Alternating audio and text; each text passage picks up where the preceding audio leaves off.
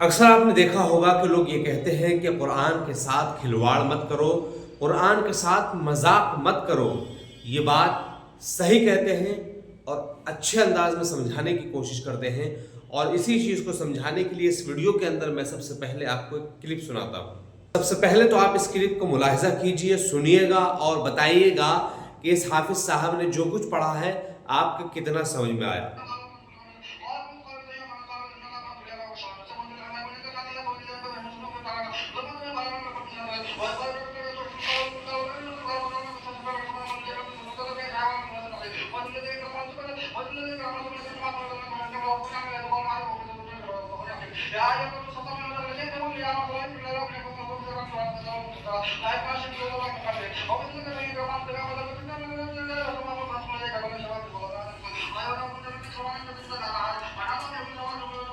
नहीं समझ में आ रहा, एक बार और सुना देता हूँ मैं।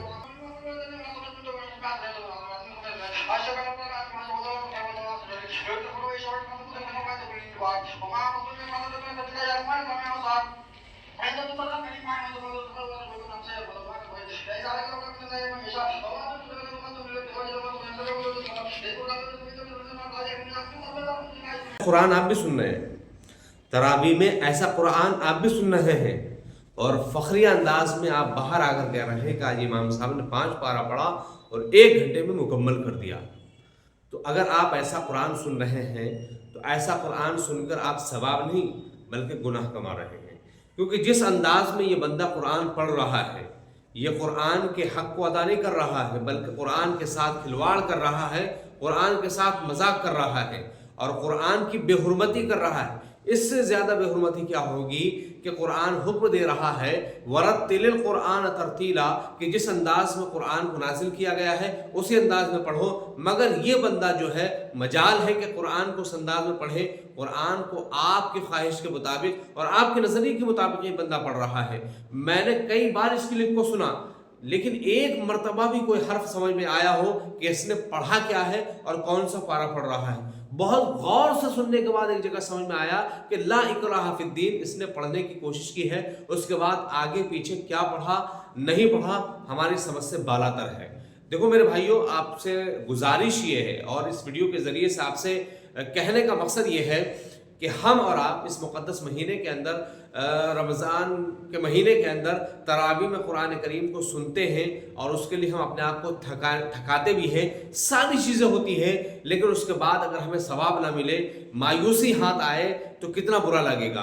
तो इसलिए मैं आप लोगों से यही कहना चाहूँगा कि कहीं भी इस अंदाज में कुरान को पढ़ा जा रहा है तो उसका मुकम्मल तरीके से बाइकाट होना चाहिए।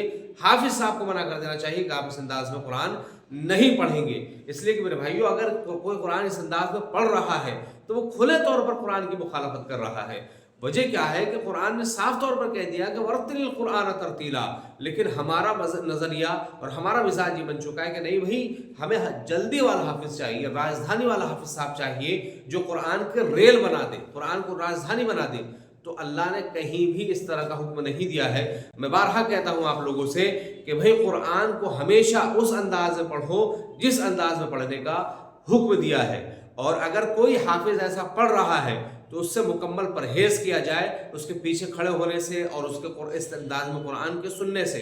इसलिए कि कुरान को सुनने के बाद हमें एक कैफियत हमारे अंदर ऐसी पैदा होनी चाहिए कि जिससे लगे कि हमने कोई चीज़ सुना है। जैसे हम और आप मोबाइलों के अंदर कुछ वीडियोस को सुनते हैं जिसमें कुरान को अच्छे अंदाज में पढ़ा जाता है तो उससे दिल और दिमाग को सुकून मिलता है। लेकिन कोई बंदा इस कुरान को पढ़ेगा, इस अंदाज में कुरान को पढ़ेगा तो उससे दिल और दिमाग को कभी भी सुकून नहीं मिल सकता। और अगर इस पर अगर फतवा मंगवाया जाए, मसला मालूम किया जाए, तो मैं ये कहता हूँ कि उलमाए कराम, मुफ्तियान निज़ाम साफ तौर पर कह देंगे कि ऐसा कुरान पढ़ना हराम है, इसलिए कि सही तौर पर कुरान की मुखालफत की जा रही है। तो मैं आप लोगों से गुजारिश यही करूँगा कि कहीं भी अगर रमज़ानुल मुबारक के इस मुक़द्दस महीने में तरावी में ऐसा कुरान पढ़ा जा रहा है तो उसका मुकम्मल बाइकाट कीजिए, उसके पीछे तरावी मत पढ़िए, इसलिए कि आप तरावी में अपने आप को थका कर सवाब नहीं कमा रहे बल्कि गुनाह के मुस्तहिक हो रहे हैं। امید ہے کہ بات سمجھ میں آ گئی ہوگی اور اس پر غور کرنے کی کوشش کریں گے اور کوشش یہ کریں گے کہ ایسے حافظوں کا اور ایسے سننے والوں کو مکمل سماج سے بائیکاٹ ہونا چاہیے. بالکل ایسا قرآن نہیں چلے گا جس انداز میں بندہ پڑھ رہا ہے.